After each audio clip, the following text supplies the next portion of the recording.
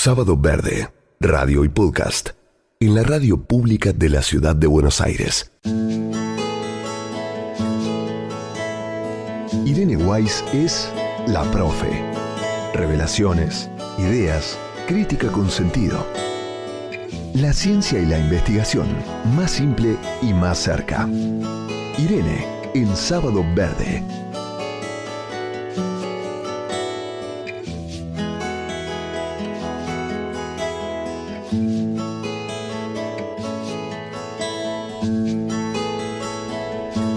Bueno, llegamos al momento tan esperado por muchas personas que escuchan la radio, esperan a Irene Weiss porque dicen, nos hacen saber que trae información, que la temática es renovada, que trae, una brisa de aire fresco cuando lo necesitamos y que ilumina.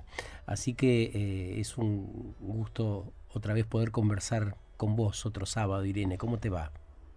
¿Qué tal, Sergio? Gracias por tus palabras. Para mí es un placer, vos sabés, poder no solamente traerles a ustedes todas estas noticias, sino que además me encanta poder actualizarme y poder transmitirlo y bueno, que no quede solamente en el ámbito universitario, ¿no? Eso, y Así qué bueno, hay que celebrar, ¿no? Esa posibilidad que no todos los científicos o profesores de la universidad tienen la capacidad, ¿no? de comunicar con eficacia, llegando a las personas. Y cuando aparece alguien, es esto, es como una luz que entra por nuestras ventanas. Así que, bueno, genial que puedas acompañarnos ya durante tanto tiempo. Bueno, me alegro mucho. Vos sabés que esta noticia de esta semana me sorprendió bastante porque en realidad los biólogos de mi edad nos sorprendemos de cómo van cambiando las teorías respecto de cuando estudiamos, ¿no? Porque Claro. lo único permanente en ciencia es el cambio, eso lo sabemos. Y Sí. como dice mi colega Alberto Kornblick, la ciencia es una suma de verdades transitorias, ¿no? Y lo que traigo hoy justamente tiene que ver con esto, porque hay una noticia que realmente sorprendió en varios portales, y lo que más me gustó es que proviene de una organización sin fines de lucro que hace ciencia abierta, viste que siempre pregonamos que, Sí. a veces hay distintas editoriales que incluso hasta cobran para poder publicarte un paper, ¿no? Y después te tenés que pedir no sé cuántas autorizaciones por los derechos. Bueno, en este caso, la verdad es que fue muy interesante porque se publicó en una revista, en un grupo en realidad de portales que se llama PLOS Biology, PLOS. PLOS quiere decir Public Library of Science, o sea, la Biblioteca Pública de Ciencia, ¿no? De los Estados Unidos. Esto ocurrió en la Universidad de Nueva York. Y lo que cuentan en esta noticia, que digamos tiene el primer plano dentro del portal, es que la evolución no es aleatoria como se creía, ¿no? O sea, Sí. los científicos descubrieron hace poquito que los mismos genes que se usaban hace cientos de millones de años siguen activos. O sea, eso es lo que sabes que es lo que se llama en biología convergencia evolutiva. O sea, aparecieron en distintos momentos de la historia con distintos orígenes muy lejanos, ¿no? De un lugar de una punta a otra de la Tierra, y tanto en tiempo como en espacio, el mismo patrón de genes, ¿no? Y eso es algo que no es que contradiga la teoría de Darwin del origen de las especies, pero que la refuerza con algo nuevo que no se conocía, ¿no? O sea, si querés te cuento un poco cómo es Sí, esto. claro, por supuesto. Bueno, la evolución parece seguir un patrón con más frecuencia de lo esperado, ¿no? Y en este caso trabajaron con grupos de especies que son muy fáciles de criar, y que son las mariposas y las polillas, lo que se llaman los lepidópteros, ¿no? En la jerga científica. Y descubrieron los investigadores que estas especies que están, como te decía, muy lejanamente emparentadas, usaban un mismo par de genes durante más de 100 millones de años, 120 millones de años en realidad, para producir los colores de advertencia de que son peligrosos, o sea, para que las aves no las coman, ¿no? Que son sorprendentemente similares. O sea, en lugar de alterar los genes en sí, la evolución lo que hace es modificar la activación y la desactivación, como que se prende una luz y se apaga, ¿viste? Así actúan Sí. los genes, ¿no? Y bueno, este descubrimiento sugiere que la vida podría evolucionar de maneras más predecibles de lo que se creía, digamos, en la época en que yo estudié biología hace tantos años. Y bueno, estos 120 millones de años que transcurrieron desde que aparecieron estos primeros colores hasta el día de hoy son los mismos. Este grupo internacional que estudió esto, bueno, hay muchos países, pero fue liderado por la Universidad de Nueva York y se centró en estas especies de mariposas y polillas de las selvas tropicales de América del Sur. Eso es interesante porque si bien ellos están en el norte, buscaron en las selvas tropicales, digamos, de nuestro subcontinente, de Sudamérica, algo que es mucho más probable de ser visto que por ahí en una pampa, ¿no? O sea, ahí se encontraron con muchas especies que tienen estos patrones. Entonces, en este caso, bueno, se pueden, digamos, mimetizar con el ambiente, después tienen colores muy fuertes que le están indicando a las aves, ojo, no te acerques, no me comas, porque te puedo ver, ¿no? Claro. Es un fragmento de ADN en realidad que se asemeja mucho a una estrategia que se observó en otras especies. Vos sabés que los mapas genéticos son bastante, digamos, hoy en día, desde que se descubrió la historia del proyecto del genoma humano, que tiene más o menos 25 años, sí, y que se publicó en la revista Nature, a partir de ahí empezaron a publicarse todos los mapas genéticos de la mayoría de las especies. Empezaron, por ejemplo, con la mosca Drosophila melanogaster, que se usa tanto en genética porque tiene cromosomas grandes. Después siguió con otras especies. Bueno, y es muy interesante porque, digamos, de alguna manera te permite, una vez que vos tenés el mapeo genético de una especie, te permite ver cómo evolucionó, en este caso, por ejemplo, desde que aparecieron estas mariposas y estas polillas en la época de los dinosaurios, ¿no? Impresionante. Sí, es impresionante. O sea, hay rutas genéticas recurrentes con esta convergencia evolutiva que yo te decía y bueno, es algo que como me parece a mí que enriquece bastante la teoría la teoría, en realidad ya no es teoría, lo que está, digamos, mundialmente aceptado del origen de las especies, ¿no? O sea, son especies que están muy lejanamente emparentadas, están en distintos lugares también lejanos, porque algunas mariposas, salvo las migradoras, no tienen una gran capacidad de vuelo en todo su ciclo, pero se parecen mucho entre sí, y las aves parecen haber aprendido también a lo largo de la evolución que un patrón de un color específico significa, entre comillas, no comer, no me comas, que somos tóxicas, ¿no? Claro, claro. O sea que también aprendieron las aves de distintas partes del mundo y en distintos momentos de la historia a identificar esta particularidad. Sabiduría que naturalmente nosotros no tenemos, ¿no? De poder divisar algo que por el color podría hacernos mal. No sé, claro, sí, pero vos sabés que... Sí, perdón. No, decime. que hay casos terribles y dramáticos con los hongos, ¿viste? Que a veces la gente confunde y están los venenosos que causan la muerte en poco tiempo, ¿no? Sí, absolutamente. Pero bueno, en el caso de los hongos venenosos a veces no tienen estos colores.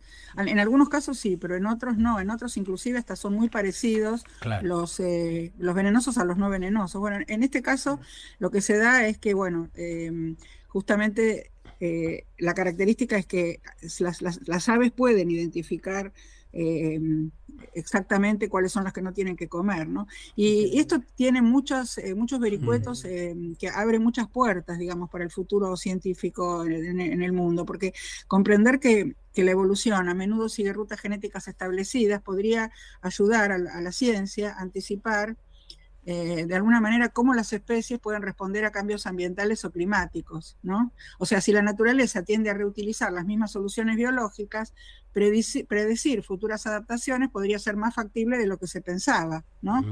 Y eso es algo que yo no me imaginaba en absoluto que esto podía ser así, ¿no? Y yo me alegro realmente que esta organización, plos.org, que pueden buscar, está en primer plano en el portal, que como les decía, lo que significa es Public Library of Science, o sea, la Biblioteca Pública de Ciencia. La sigla en inglés es PLOS, PLOS, .org. Esta, digamos, sí, lo pueden estar buscando mientras yo estoy hablando, ¿no? Sí, claro. Lo bueno es que ellos tienen la absoluta convicción de que en un mejor futuro es cuando la ciencia es abierta a todo el mundo, para todos, y no tener que estar, digamos, solamente accediendo a la gente que tiene una contraseña porque pagó la suscripción o algo así, ¿no? Yo soy una ferviente defensora de la ciencia abierta, de la ciencia pública, de todos y para todos. O sea, no se puede hacer negocio con conocer estas cosas, ¿no? Porque si no, pones en menor, o sea, la gente que no tiene posibilidad de pagar una suscripción en un país como el nuestro, por ejemplo, que las suscripciones están carísimas, aunque el dólar esté barato, pero eso es algo muy fluctuante, como sabemos en la Argentina. Sí. Entonces, estaría bueno que sea abierto para todos y que la ciencia en todos los países pueda avanzar de una manera medianamente similar, ¿no? En lo posible. Los científicos de todos modos cuentan con lugares de acceso libre, ¿no? Sí, hay ahora cada vez más, por suerte, pero vos sabés que me acuerdo cuando yo era investigadora del CONICET, había publicaciones donde, o sea, el CONICET de alguna manera te obliga a publicar en revistas de alto, como ellos llaman, de alto impacto, ¿no? Sí. Quiere decir que mucha gente las consulta. Las consultas, exactamente. Y a mí me pasaba que a veces me pedían pagar en épocas en las que era imposible pagar por eso. A veces uno conseguía decir, bueno, estoy en un país donde esto no me es posible, y medio como que te perdonaban, pero era un círculo vicioso, porque si no podías publicar en esas revistas, el CONICET, si no eran revistas de alto impacto, no te consideraba cuando hacían los informes. Yo me cansé un poco de eso, la verdad que ahora todo es mucho más sencillo en ese sentido, porque al haber internet, yo te estoy hablando en la época que yo empecé, que no había internet. Entonces uno recibía los biological abstracts o los current contents, los contenidos corrientes, como le decían, o los resúmenes biológicos. Entonces vos recibías, era como una guía telefónica donde estaban los resúmenes, entonces te contactaba carta con el autor, y el autor te mandaba la separata del trabajo, ¿no? Podía pasar meses, ¿no? Sí, meses, hasta recibir pero ahora vos sabés que a mí me pasa. Mira, publicaciones que yo hice hace, qué sé yo, 30 y pico de años, en los 90, todavía me siguen pidiendo separatas, de algunas que no están en internet. O sea, muchas revistas se digitalizaron y por suerte tienen acceso abierto. Me pasó ahora que con la mudanza yo perdí, no me traje todas las separatas, imagínate, de todos los papers, pero por suerte tuve el tiempo de poder seleccionar las que estaban en internet y las que no estaban. Entonces me traje nada más que las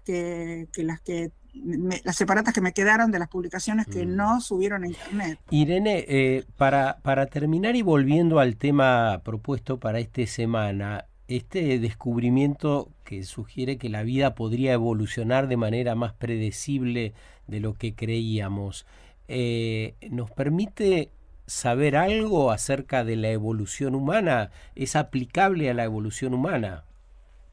Mira, todo lo que se hace justamente en otras especies, en este caso son insectos, ¿no?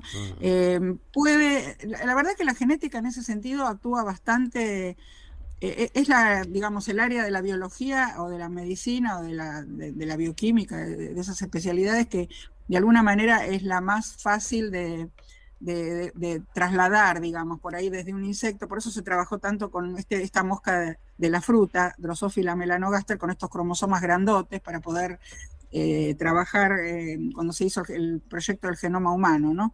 Pero a veces no es tan sencillo. Sin embargo, es más sencillo de lo que uno podría imaginarse, ¿no? Sí se puede, o sea, contestando a tu pregunta, sí, absolutamente, se puede. Por supuesto no somos iguales que las mariposas, pero pero nosotros no tenemos esa particularidad, digamos, nosotros no es que los colores de nuestra piel, por ejemplo, por decirte algo, vayan no sé, a alertar a algún predador que podamos tener, a un oso en el hemisferio norte, qué sé yo, ¿no?